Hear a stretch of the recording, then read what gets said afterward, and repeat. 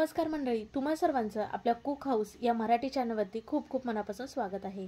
तर आज आपण पाहणार आहोत कुरकुरीत अशी कोथिंबीर वडी, तीही न वाफवता न शिजवता अगदी तुमच्या मनात येईल त्यावेळेस तुम्ही ही कोथिंबीर वडी करू शकता।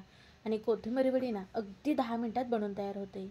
कोथिंबीर वडी करायचं म्हणलं की बरीच वेळ खाऊ अशी रेसिपी आहे, पण आज तुमचं ना काम एकदम सोपं केलेलं आहे।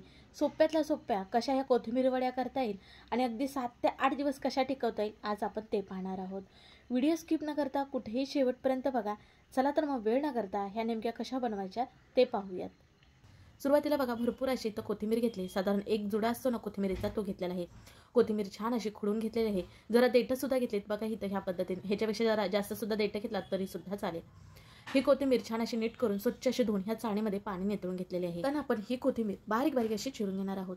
पण तोपर्यंत तुम्ही मला सांगा, तुम्ही आपल्या चॅनलला सबस्क्राइब केलं की नाही? केलं असेल तर ठीक आहे, पण नसेल केलं तर पटकन सबस्क्राइब करा बघू, म्हणजे पुढील असे छान साधे सोपे व्हिडिओ तुम्हाला पाहायला भेटतील। तोपर्यंत बघा आपली इथं कोथिंबीर सुद्धा छान बारीक बारीक अशी चिरून झालेली आहे। कुठलीही पालेभाजी ना चिरल्यानंतर आपल्याला धुवायची नाही, अगोदर छान अशी धुवून घ्यायची आणि मग बारीक अशी चिरून घ्यायची। आता बघा आपली जी कोथिंबीर चिरलेली होती ना ती आपण मोजून घेणार आहोत। कोथिंबीर मोजून घेतली ना तर आपल्याला बाकीचं साहित्य सुद्धा त्याच्यामध्ये मोजून घालायचं आहे, म्हणून आपण कोथिंबीर मोजूनच घेणार आहोत। तर इथं बघा एक माझ्याकडे कप होता, तर तो मी कप घेतलेला आहे मेजरसाठी। तुम्ही एखादी वाटी घ्या किंवा पेला घेतला तरी सुद्धा चालेल। तर इथं घेतलेला कप आहे ना तर 2 कप भरून इतकी कोथिंबीर भरलेली आहे। तर आपण ही मोजलेली कोथिंबीर आहे ना ती एका भांड्यामध्ये काढली। आता आपण ही बाजूला ठेवूयात। आता आपण इथे एक बॅटर तयार करणार आहोत। त्याच्यासाठी इथे एक भांडे घेतलंय, त्याच्यामध्ये बघा 1 कप इतकं बेसनचं पीठ घेतलेलं आहे। बेसन पीठ हे घरी केल्यामुळे इथे मी चाळून घेतलेलं नाही। तुम्ही जर विकतचं बेसन पीठ वापरत असाल तर बेसन पीठ हे चाळून घ्या। नंतर त्याच्यामध्ये पाव कप इतका रवा घातला, पाव चमच इतकी हळद घातली आणि एक अर्धा चमचला पण थोडंसं कमी इतकं मीठ घातलेलं आहे। सुरुवातीला हे सुके जिन्नस छान असे मिसळून घेणार आहोत। आता आपण थोडं थोडं पाणी घालून ना हे बॅटर तयार करून घेणार आहोत। एकदम पाणी जास्त घालायचं नाही, नाहीतर ह्याच्या गुठळ्या होतात आणि त्या गुठळ्या मोडूसपर्यंत आपल्याला नाकीनव येतं।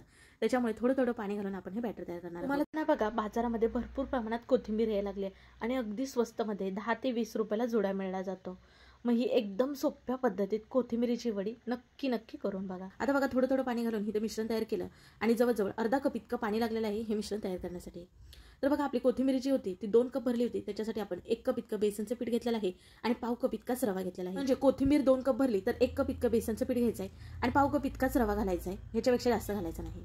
आता बॅटर बाजूला ठेवूयात, आपण इथे एक छोटंसं वाटण करूयात। इथं बघा मिक्सरच्या भांड्यामध्ये 4 ते 5 हिरव्या मिरच्या, 1 इंच इतका आल्याचे तुकडे, 6 ते 7 लसणाच्या पाकळ्या, अर्धा चमच इतके जिरे घातलेत। पाणी न घालता भरड असं वाटण करून घेतलेलं आहे। इथे ना मिरचीचं प्रमाण जरा मी कमी ठेवलेलं आहे, पण तुम्ही तुमच्या तिखट आवडीनुसार ना कमी अधिक करू शकता। आता इथं आपलं तयार झालेलं वाटण आपण बाजूला ठेवूया आणि गॅसकडे वळूयात। गॅस चालू करून पॅन ठेवला, पॅनमध्ये ना 1 पळी इतकं तेल घातलेलं आहे। तेल आपलं गरम झालं की ह्याच्यामध्ये आपण हिंग घालणार आहोत। हिंग छान फुललं की अर्धा चमच इतके तीळ घालणार आहोत। तीळ पण आपले छान तडतड असे उडायला लागले ना मग आपण तयार केलेलं वाटण घालून घेणार आहोत। आता याच्यामध्ये आपण अद्रक, लसूण, हिरवी मिरची घातली का नाही मग त्यांचा कच्चापणा जाऊसपर्यंत आपल्याला छान असं बारीक गॅस करून परतत राहायचं आहे। म्हणजे यांचा कच्चापणा गेला ना तर चव सुद्धा छान लागते। हा मसाला ना फास्ट गॅसवरती भाजायचा नाही, नाहीतर हा लगेच करपला जातो, पण व्यवस्थित पाहिजे तसा भाजत नाही। त्यामुळे बारीक गॅस करून ना छान असा तेल सुटूसपर्यंत आपल्याला भाजून घ्यायचा आहे। आता याच्यामध्ये आपण पाव चमच इतकी हळद घालणार आहोत, कारण आपण जेव्हा अगोदर बॅटर केलं ना त्याच्यामध्ये सुद्धा हळद घातलेली आहे, म्हणून इथं थोडीशीच हळद घालायची आपल्याला। हळद घालून छान असं मिसळून घेतलं आणि नंतर जी आपली कोथिंबीर अगोदर धुवून चिरून ठेवलेली होती ना ती संपूर्ण कोथिंबीर घालणार आहोत। चवीप्रमाणे मीठ घालून, मीठ सुद्धा जपूनच वापरायचं, कारण अगोदर बॅटरमध्ये मीठ घातलेलं आहे। आता हे सर्व आपण छान असं मिसळून घेणार आहोत। आपण ना कोथिंबीर घातल्यानंतर मीठ घातलं, त्याच्यामुळे ही कोथिंबीर ना लगेच नरम होते। ही कोथिंबीर आपण जराशी अशी शिजून घेणार आहोत, म्हणजे त्याच्यामध्ये जरा देठ वापरलेत ना ते सुद्धा शिजायला हवेत म्हणून। आता आपण तयार केलेलं जे मिश्रण होतं ना ते संपूर्ण आपल्याला घालून घ्यायचं आहे आणि छान असं आता आपण हे मिसळून घेणार आहोत। बॅटर बघा ह्याच्यापेक्षा घट्ट सुद्धा ठेवायचं नाही आणि ह्याच्यापेक्षा पातळ सुद्धा ठेवायचं नाही। जर तुमचं बेसनचं जे बॅटर होतं ना ते जर पातळ झालं तर इथं शिजण्यासाठी जरा वेळ लागेल। बॅटर जर घट्ट झालं ना तर आपलं बेसन पाहिजे तसं व्यवस्थित शिजणार नाही, त्यामुळे इथं दाखवलेल्या प्रमाणामध्ये तुम्हाला ह्या टाईपचं बॅटर ठेवायचं आहे।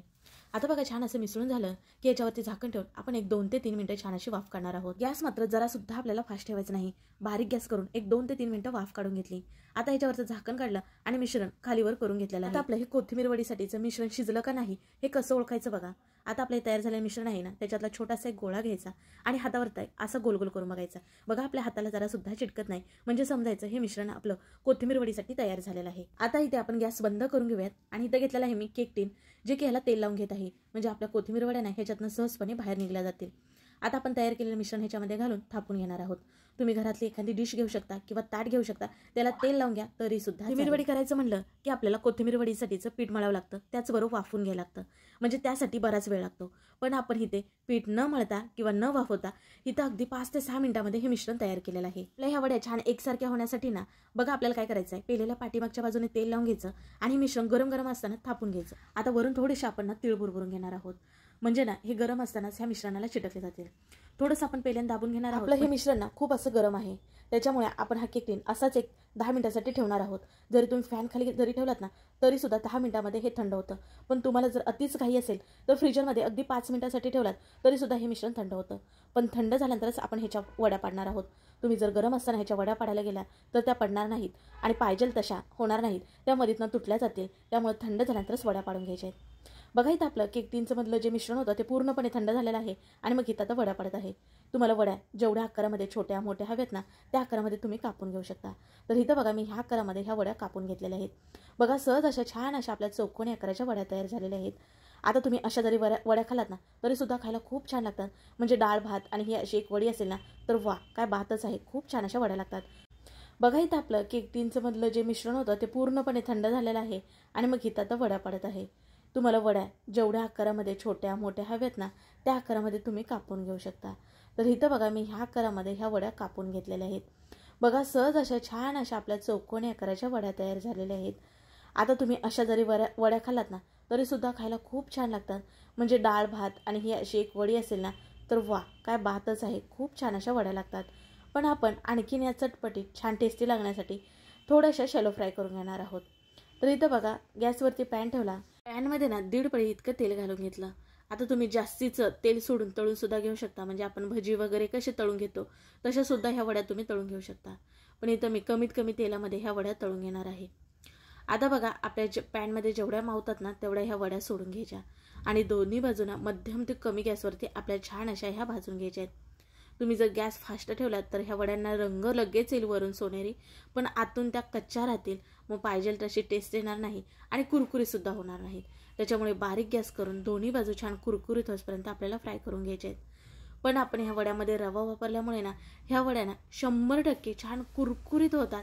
अगदी सगळ्यांना आवडणाऱ्या. बराच वेळ जरी तुम्ही ह्या वड्या ठेवलात ना तरी सुद्धा छान कुरकुरीत राहतात, जरा सुद्धा नरम पडत नाहीत. आता बघा ह्या दोन्ही बाजूने छान अशा वड्या आपल्या फ्राय झालेल्या आहेत. आता तुम्हाला वरून समजतच असेल ह्या किती कुरकुरीत झालेल्या आहेत. मी काही वेगळी सांगायची गरज नाही. बघा अगदी 10 मिनिटात ह्या वड्या आपल्या बनवून तयार झाल्या, जरा सुद्धा न वाफवता किंवा जरा सुद्धा न शिजवता. कमी वेळेमध्ये आणि कमी तेलामध्ये आपल्या हे कोथिंबीर वड्या तयार झालेल्या आहेत. मी सांगते ना म्हणून थोड्या तरी प्रमाणामध्ये ह्या कोथिंबीर वड्या करून बघा.